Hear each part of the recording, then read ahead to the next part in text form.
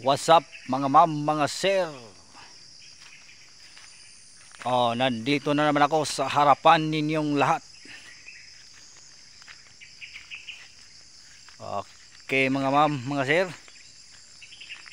Sa ngayon mga ma'am, mga sir, wala pa akong content na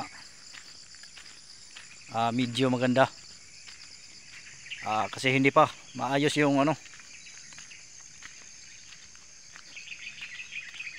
page ko, hindi pa okay. August pa ito yung issue ko na mag isang taon.